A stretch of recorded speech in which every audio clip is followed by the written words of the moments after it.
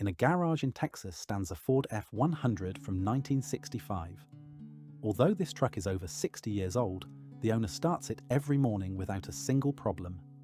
There is no rust, and the V8 engine still purrs just like it did on day one. Compare that to a brand new F-150 or Silverado parked on the street outside, barely 2 years old.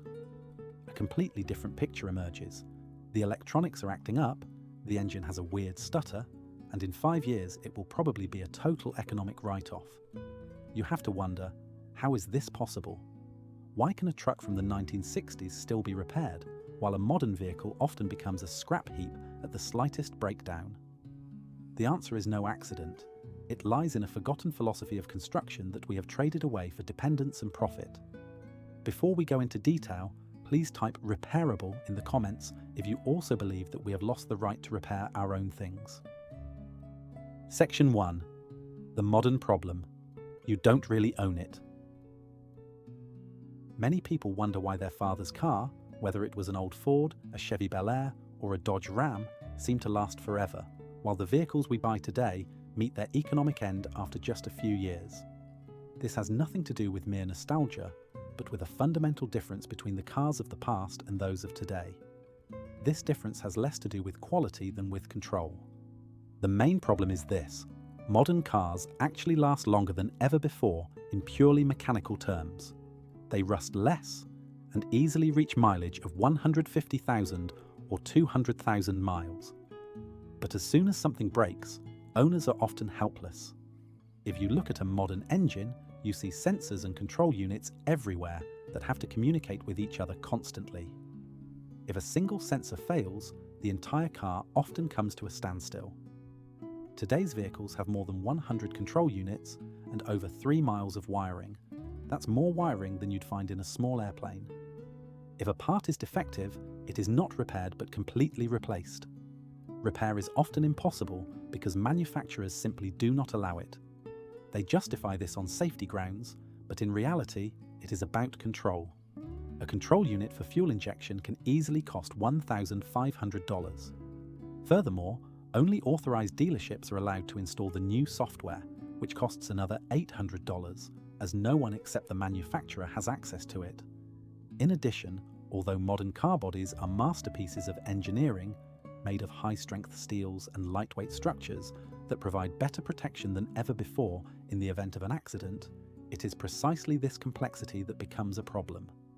These structures are so elaborately designed that simple repairs are no longer possible. A small dent that used to be hammered out by the local body shop for $50 now requires the replacement of the entire component, as the structure may have lost its strength.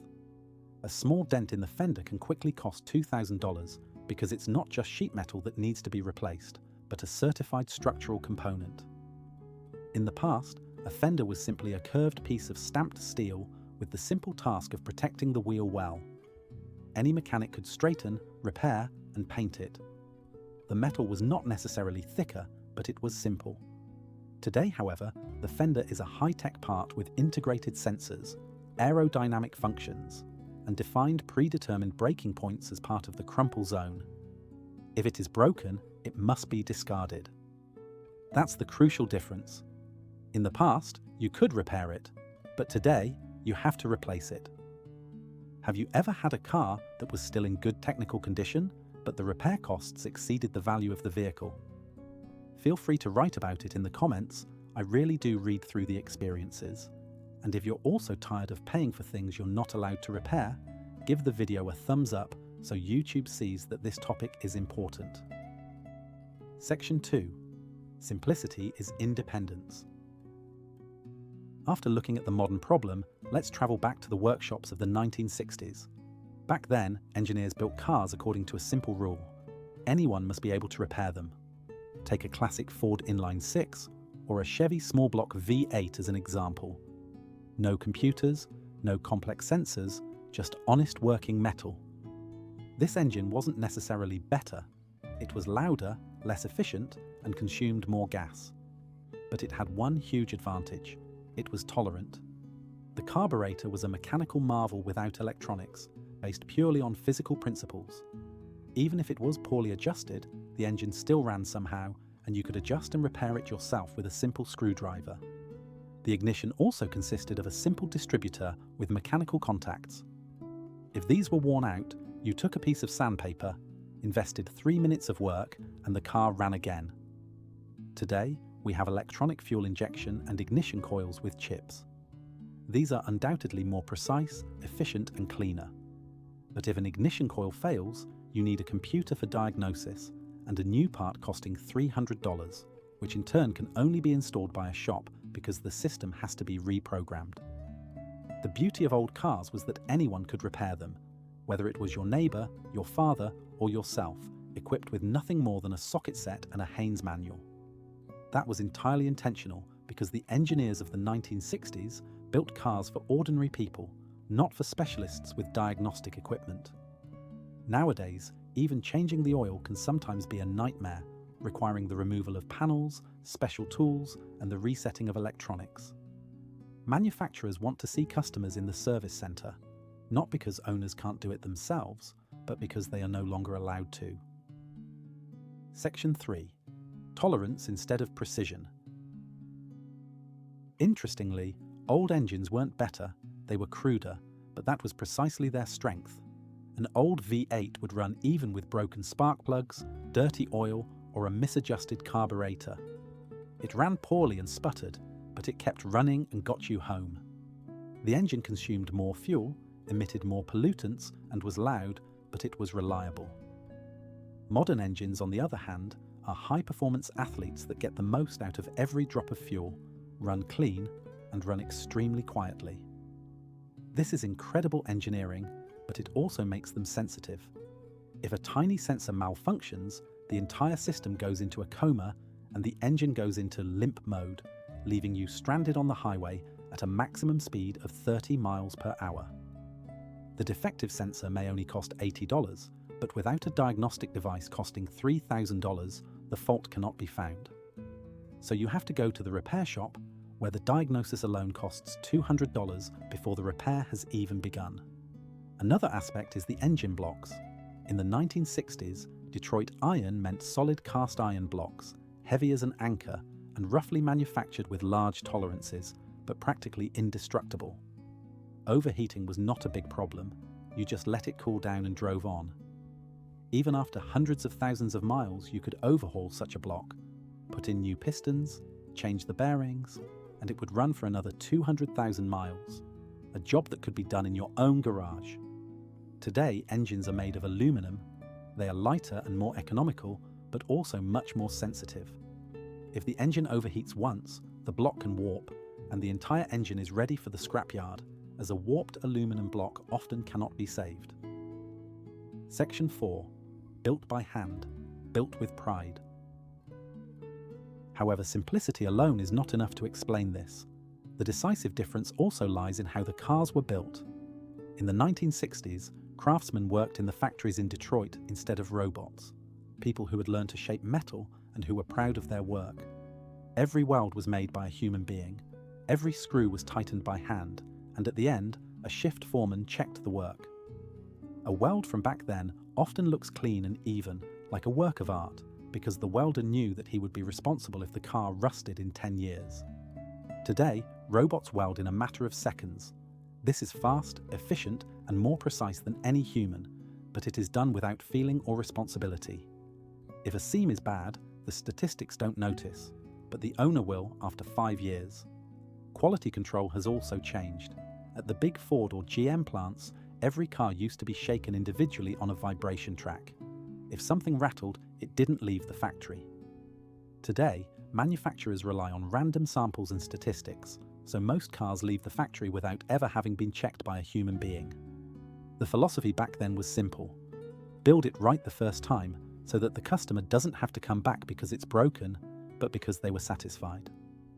If you've learned something so far, I'd be happy if you subscribe to the channel. Here, we share forgotten knowledge about things that were built to be repaired, not replaced. Feel free to share this video with people who still believe that new automatically means better, so that we can spread this truth. Section 5. The true cost of depreciation. People often ask whether old cars used to be much more expensive. The answer is yes and no. Let's do the math. In 1965, a brand new Ford Mustang cost around $2,400. Converted to today's purchasing power, that would be around $23,000. A comparable Mustang GT costs over $45,000 new today. The decisive difference, however, lies in the loss of value. The old Mustang hardly lost any value. After 10 years, it was perhaps still worth $1,500, and even after 20 years, it retained value because it still ran. A modern car, on the other hand, often loses 40% of its value in the first 3 years. So with a $50,000 truck, you burn through $20,000 without driving a single mile. After 10 years, it might still be worth $8,000, if that, because potential repair costs exceed the residual value. Repairs used to be affordable. Overhauling a carburetor cost around $60 in parts and 2 hours of labour. Today, a defective fuel injection system can easily cost $2,500 or more, and an engine control unit can set you back $1,500. If this happens to a car that is only 5 years old and worth just $15,000, it spells economic death. It's totaled, even if the car could technically still run for another 100,000 miles. This is called repair obsolescence. Cars last longer than ever before, but when they break down, they are no longer economically viable. That is the real scandal. Section 6. Maintenance as a culture. There is another aspect that made cars in the 1960s so durable, and it has nothing to do with technology: the culture of maintenance. Back then, everyone understood that a car was an investment that had to be cared for like a tool that was supposed to last a lifetime. It was normal to check the oil level, coolant, and tyre pressure every month, and to change the spark plugs, adjust the carburetor, and check the brakes once a year. The nice thing was that you could do all of this yourself. Manufacturers provided manuals with drawings and step-by-step instructions for every task. Today's manuals almost exclusively refer you to a specialist workshop, even for changing a light bulb, not because it's too complicated, but because the system often needs to be recalibrated afterward. The old cars taught us responsibility. You had to take care of them, but in return, you had control. And because people took care of them, manufacturers built cars that rewarded that care. A well-maintained Chevy could run 1,000,000 miles. Today, modern cars are sealed and supposedly maintenance-free. But what manufacturers really mean is that you can no longer do anything yourself and are dependent on them. Section 7. Modern betrayal. Repair obsolescence. You may now be asking yourself, if modern cars last longer, what's the problem? The problem is not that they break down faster, but that they can no longer be repaired once a defect occurs. Manufacturers have created a system in which you are no longer really the owner, but only a temporary user. Since a car manufacturer earns 5 to 7 times more from a spare part than from the sale of the car itself, this is hardly surprising. A plastic bumper that costs $50 to manufacture is sold for $900, plus installation, painting, and sensor calibration. Building a car that customers can repair themselves would be economic suicide for manufacturers, so they design systems that only they can repair, secured by software and spare parts that only they supply. The worst thing about this is that it is completely legal. But resistance is growing. Here in the US, movements such as Right to Repair, which started with farmers fighting to fix their John Deere tractors, are fighting to give us back the right to repair our own things. In the 1960s, this was still standard practice. Back then, manufacturers advertised durability, built Ford tough, like a rock, and meant it. Today, they advertise assistance systems, connectivity, and extras, but never with the promise that you can repair the car yourself and retain control. Section 8. The safety issue, the price of independence. Now we have to address the elephant in the room: safety. We have to admit that modern cars are incredibly safer. Thanks to airbags, ABS, stability control, functional crumple zones, and assistance systems, we can now survive accidents that would have been fatal in the 1960s. That is real, life-saving progress. The figures prove it. While over 50,000 people died in road traffic accidents in the US in 1970, the fatality rate per mile driven has dropped massively, even though there are many more cars on the road. No one wants to go back to the safety standards of the 1960s, but we have to ask ourselves whether the price of this safety must necessarily be the loss of our independence as owners. Can't we have both? Safety and repairability? Technology and independence? The answer is yes. Some innovative manufacturers are already experimenting with modular design, where each part can be replaced individually without sealed systems or disposable electronics. They also provide software tools to perform diagnostics and repairs yourself. This is possible if we demand it. Today, we took a trip back to a time when cars were not just a means of transportation, but understandable tools that you truly owned. Trucks from the 1960s don't last forever because they are technically better, but because they could be saved when they broke down. Modern cars are technically superior, safer, more efficient, and cleaner. But they are no longer tools. They are services that we rent for a limited time. Of course, the old cars had disadvantages. They were unsafe, inefficient, and harmful to the environment.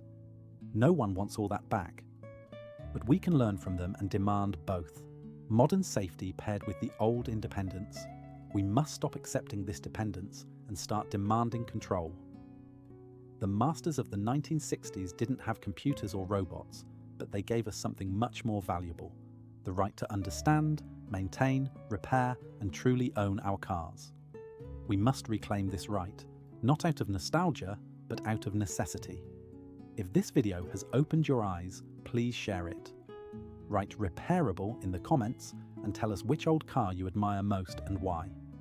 Subscribe to this channel so that together we can bring back this forgotten knowledge about independence, control, and the right to repair.